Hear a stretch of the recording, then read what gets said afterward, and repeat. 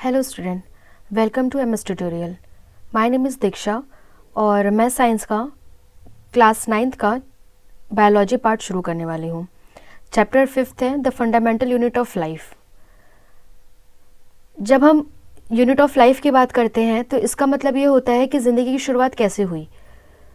तो जब ज़िंदगी की शुरुआत की बात होती है तो हमको पता है कि हमारे इस कॉम्प्लेक्स बॉडी को बनाने के लिए एक छोटी सी चीज़ जो काम आती है वो है सेल।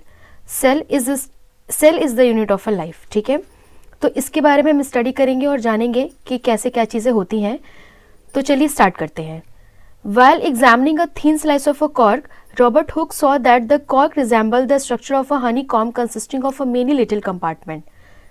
तो इस पैराग्राफ से ये पता चल रहा है कि सबसे पहले सेल को जिन्होंने देखा, ऑब्जर्व किया, वो थे रॉबर्ट हुक। रॉबर्ट हुक ने एक कॉर्क में, या फिर आप कह सकते हैं कि हनी कॉम्ब की जो छत्ते होते हैं उन छत्तों में छोटे छोटे ब्लॉक्स देखा, लिटिल कंपार्टमेंट देखा। ठीक, cork is a substance which come from a bark of a tree. Cork क्या है? एक ऐसा सब्सटेंस है जो पेड़ की बार्क ऑफ अ ट्री यानी कि पेड़ की छाल से मिलता है। बार्क मतलब छाल होता है। This was in the year of 1665। ये 1665 का ईयर था या साल था when hook made this chance observation through a self design microscope. जब उन्होंने खुद की बनाई हुई एक सेल्फ डिजाइन माइक्रोस्कोप की मदद से इस ऑब्जर्वेशन को देखा। Robert Hooke call this boxes cell. Robert Hooke ने उसे एक नाम दिया और वो नाम था cell. Cell is a Latin word for a little room. Cell का मतलब होता है या अर्थ होता है, लैटिन वर्ड है ये एक तरह से, और इसका मतलब होता है little room. This may seems to be very small. देखने में ये बहुत छोटे होते हैं। And insignificant incident but it is very important in the history of a science. छोटे होते हैं लेकिन ये जो इंसिडेंट था ये एक इम्पॉर्टेंट एस्पेक्ट है आज तक के साइंस के इतिहास में।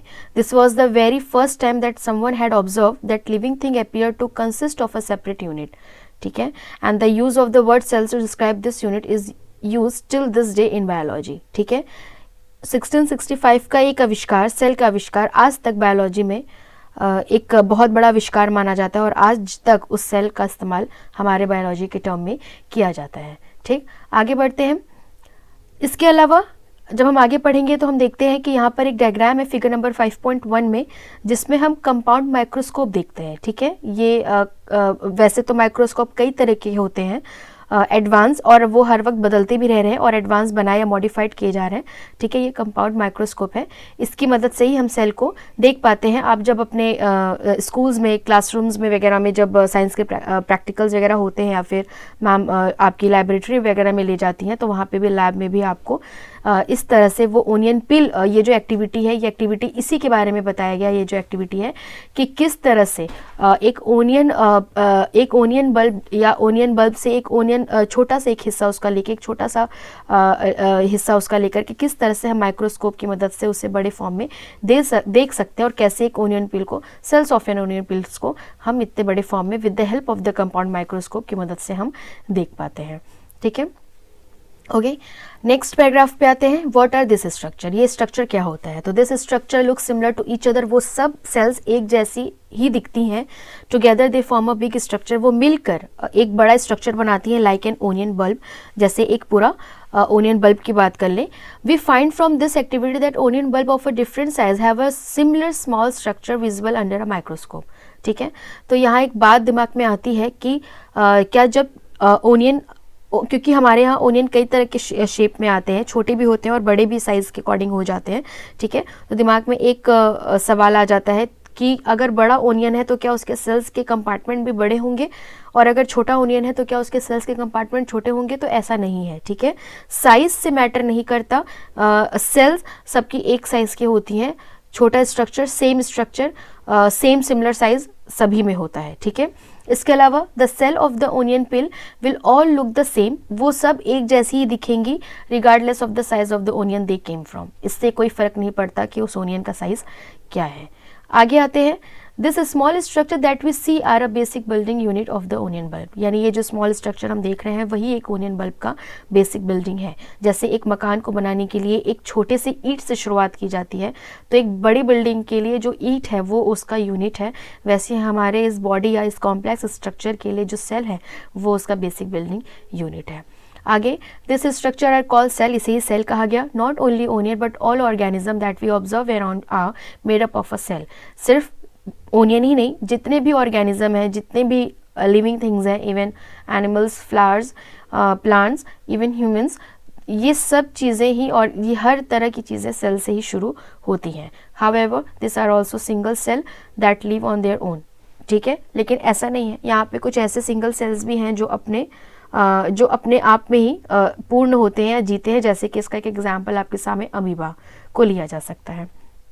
ओके, मोटोनो में आ जाते हैं, तो मोटोनो में थोड़ी सी जानकारी और बढ़ जाती है। जैसा कि पहली लाइन हम लोग ने पहले ही पन्ने पे पढ़ रखा था कि cell were first discovered by Robert Hooke in 1665 में इन्होंने डिस्कवर किया, and he observe the cell in a cork slice with the help of a primitive microscope, यानी इन्होंने अपने जो शुरुआती दौर में माइक्रोस्कोप बनाया था, खुद की ही एक शुरुआत की थी, इन्वेंशन किया था, उसकी मदद से ही इन्होंने स्लाइस पर एक सेल को देखा। जैसे इसके अलावा लीवेनहॉक की बात करें तो 1674 में विद द इम्प्रूव माइक्रोस्कोप, यानी और भी अच्छा माइक्रोस्कोप की मदद से discover the free living cell in a pond water for a first time. उन्होंने सबसे पहले तालाब के पानी में एक तैरता हुआ लिविंग सेल देखा। This was the Robert Brown in 1813।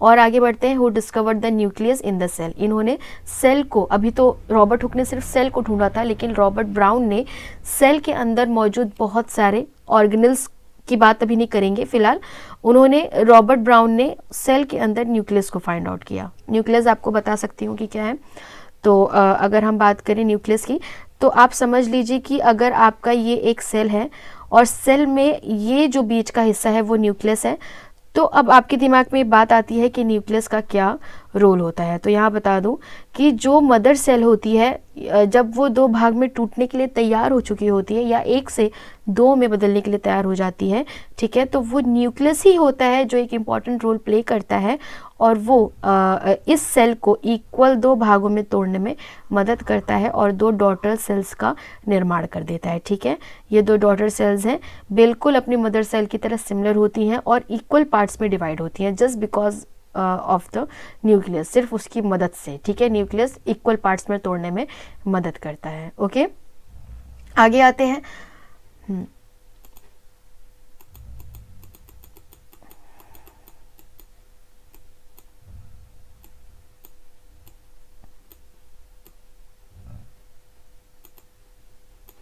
Okay, ठीक, आगे बढ़ते हैं। इसके अलावा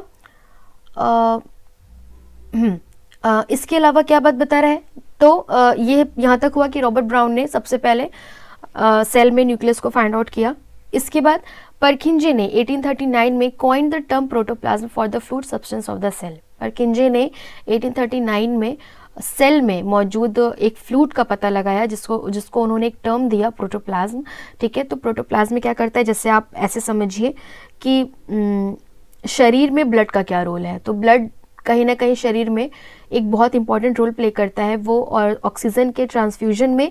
इसके अलावा वो हमारी बॉडी को एक समझ लीजिए कि शेप देने में या फिर बहुत सारे रोल प्ले करता है और किसी भी तरह के हार्म से बचाता है। ठीक है, एक स्मूथनेस देता है। उसी तरह से सेल में जो मौजूद प्रोटोप्लाज्म होता है वो सेल को एक लूजनेस देता है और इस तरह से वो एक अंदर मौजूद होने की वजह से सेल को चोट या फिर डैमेजेस कम होने के चांसेस होते हैं, just because of the protoplasm. और इसके अलावा एक और प्रॉफिट होता है ये कि सेल के अंदर जो बाकी ऑर्गेनल्स होते हैं, जैसे कि आपका राइबोसोम, माइटोकॉन्ड्रिया या फिर गोल्जी बॉडीज़ की बात करें, तो ये प्रोटोप्लाज्म में क्या करता है, ये उन्हीं के अंदर डूबे होते हैं, प्रोटोप्लाज्म के अंदर डूबे होते हैं। ठीक है, तो ये भी इसका एक रोल होता है। इसके अलावा बात करें तो बहुत सारे लोगों ने आगे आकर के सेल के बारे में, जैसे जैसे साल बढ़ता गया, सेल पे बहुत सारी थ्योरीज आती गई। ठीक है, इसके अलावा the cell theory that all plants and animal are composed of cell and that the cell is basic unit of life was presented by 2 biologist. ठीक है, इसके बाद यही बात की गई कि सेल थ्योरी बाद में और बढ़ाई गई कि प्लांट और एनिमल्स जो है वो दोनों ही सेल से बनते हैं और दोनों के लिए ही वो उनकी क्या है, यूनिट ऑफ लाइफ है। जैसे कि यहाँ 2 बायोलॉजिस्ट का नाम यहाँ पे पहले ही दे रखा है। ठीक, इसके अलावा बात करें तो फिर हम आते हैं नेक्स्ट टॉपिक पे।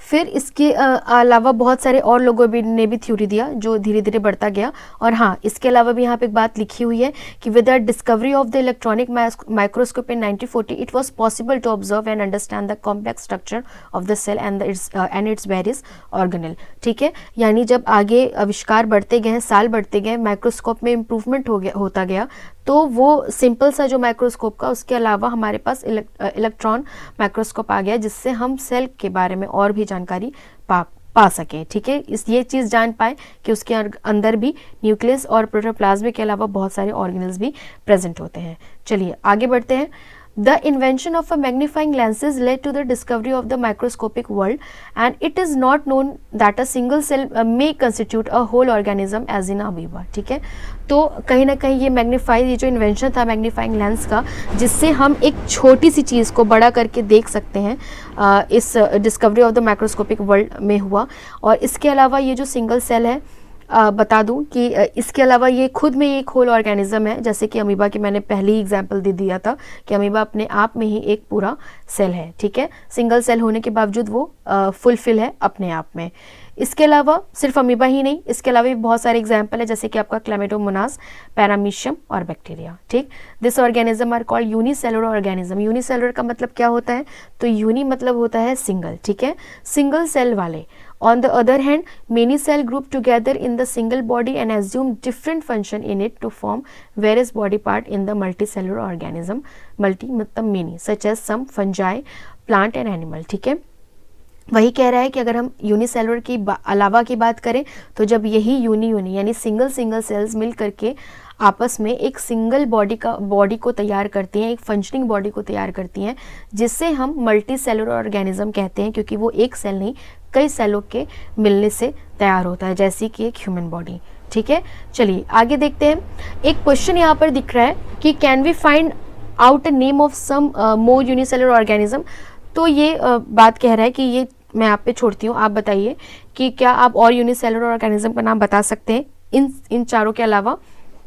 और एक और क्वेश्चन नीचे बनता है कि every multicellular organism has come from a single cell, how.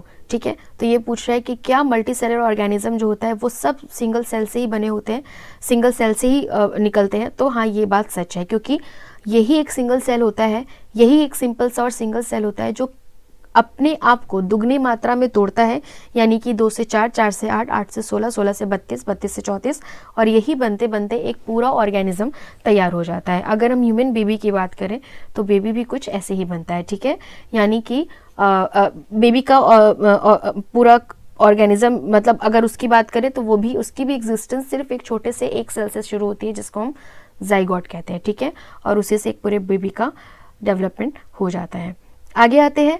Some organism can also have a cell of a different kind. ठीक है, कुछ ऑर्गेनिज्म के अपने अपने डिफरेंट काइंड भी हो सकते हैं।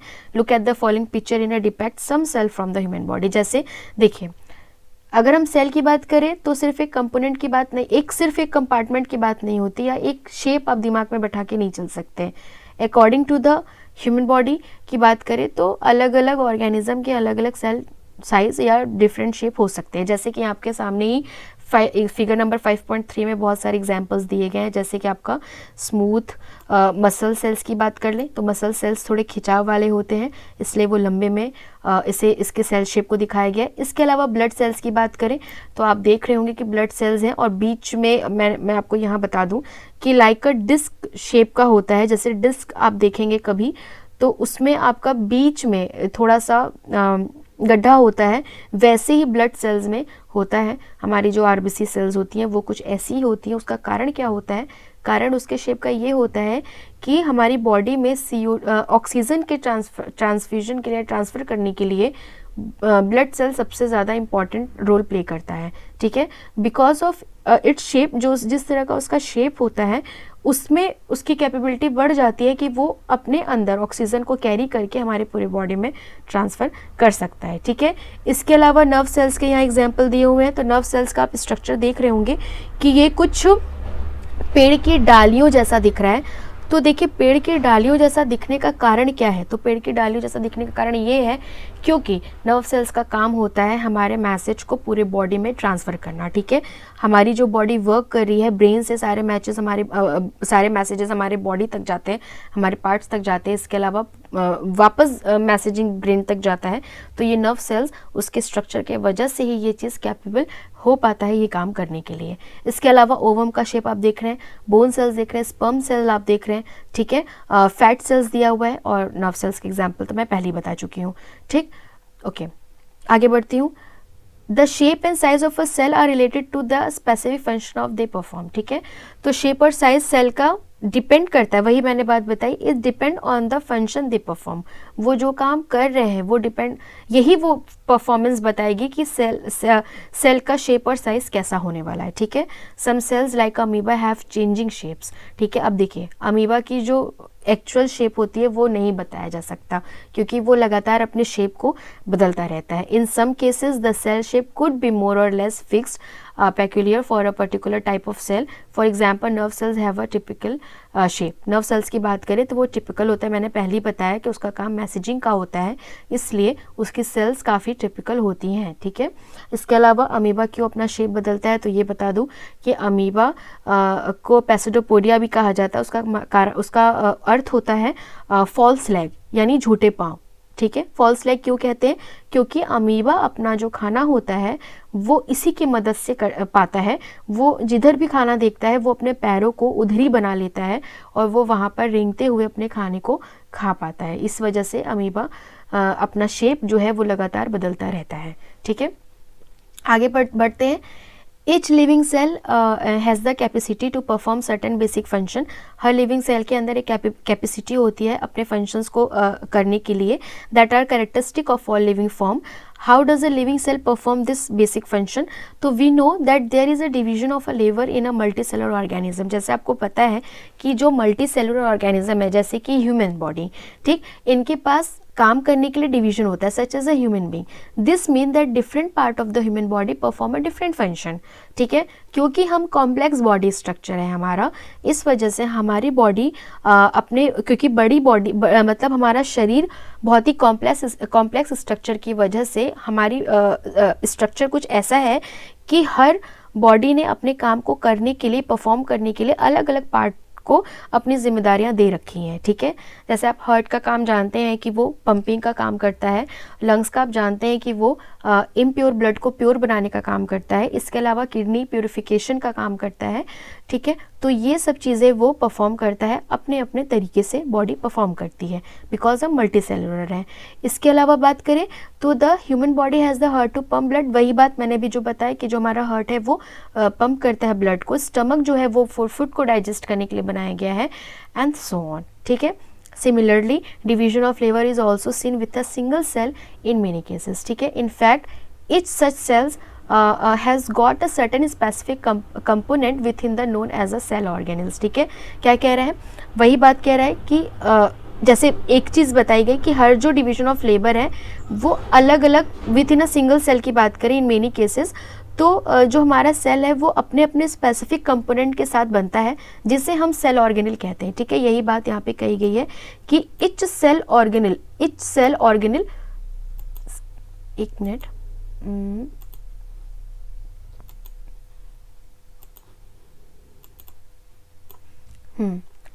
ठीक है।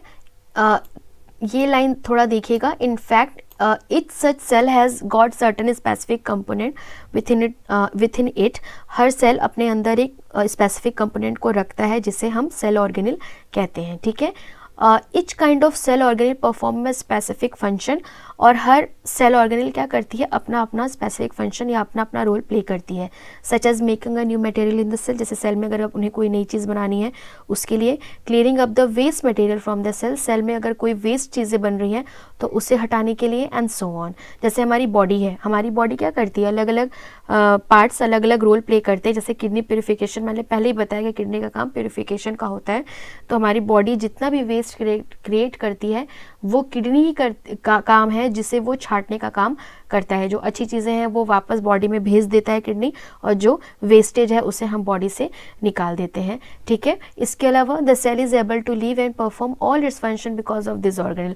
सेल कैपेबल बन पाता है बच्चे, क्योंकि उसके जो ऑर्गेनल्स हैं वो कैपेबल बनाते हैं सेल को परफॉर्म करने के लिए। ओके, जैसे ऐसे आप समझिए कि हमारी बॉडी में अगर हमारे पार्ट वर्क करना बंद कर दे तो हमारी बॉडी किसी काम की नहीं रह जाएगी। ठीक है, तो हमारे पार्ट से हमें कैपेबल बनाते हैं एक वर्किंग प्रोसेस करने के लिए, एक वर्किंग ह्यूमन बीइंग बनने के लिए। ठीक है, तो वैसे ही सेल को उसके ऑर्गेनल कैपेबल बनाते हैं किसी भी फंक्शंस को परफॉर्म करने के लिए। इसके अलावा हमारा नेक्स्ट पैराग्राफ है कि this organelle together constitute the basic unit called the cell. यही ऑर्गेनल मिलके सेल का निर्माण करते हैं। And it is interesting that all cell are found to have the same organelle, और हर सेल के अंदर अपने अपने सेम ऑर्गेनल्स ही मौजूद होते हैं हर सेल के अंदर, no matter what their function is और what organism they are found in. ठीक है, इससे कोई फ़र्क नहीं पड़ता कि वो किस तरह का नो मैटर, मतलब ये मैटर नहीं करता कि किस तरह का फंक्शन वो कर रहे हैं या किस तरह के ऑर्गेनिज्म में वो मौजूद हैं। ठीक है, उनका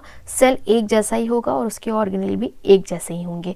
ठीक है, तो ये बात वहम में मत रखिएगा कि अगर ह्यूमन है या एनिमल है तो उसके सेल और उसके ऑर्गेनल डिफरेंट हो सकते हैं, तो ऐसा कुछ नहीं है। ठीक है, कोई भी हो, कोई भी फंक्शन परफॉर्म कर रहे हो, सेल भी वही होगा और उसके मौजूद ऑर्गेनिज्म भी एक जैसे ही होंगे। ओके, आगे आते हैं, what is a cell made up of, cell किससे बनता है, and what is the structure organization of a cell.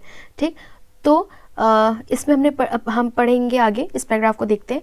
We saw above the cell has a special component called the organelle. हमने पहले ही बताया कि सेल में स्पेशल कंपोनेंट होते हैं जिन्हें हम ऑर्गेनल कहते हैं। How is a cell organized, तो ये सेल ऑर्गेनाइज्ड कैसे होता है, ये सवाल आता है। तो if we study a cell under microscope, हम जब सेल को माइक्रोस्कोप में देखते हैं, we would come across 3 feature in almost every cell. हम 3 तरह के फीचर्स को पाते हैं खास तौर से। वो होता है आपका plasma membrane, nucleus and the cytoplasm. ठीक है, all activities at the cell and the interaction of the cell within its environment are possible due to this features. तो सेल्स जितने भी काम को कर पाता है वो करीब करीब इन्हीं तीनों चीज़ों की मदद से कैपेबल हो पाता है करने के। ठीक है, तो आज हम यहीं रोकते हैं। ये मेरा फर्स्ट वीडियो है, तो अगर आपको किसी भी तरह की कमी लगती है या आप कुछ इम्प्रूवमेंट चाहते हैं तो प्लीज़ शेयर विथ मी, अपने कमेंट में मुझे बताइए, तो मैं वो नेक्स्ट वीडियो में उसे सुधारने की कोशिश करूँगी। ठीक है, आपको कैसा लगा ये मुझे ज़रूर बताइएगा। Thank you.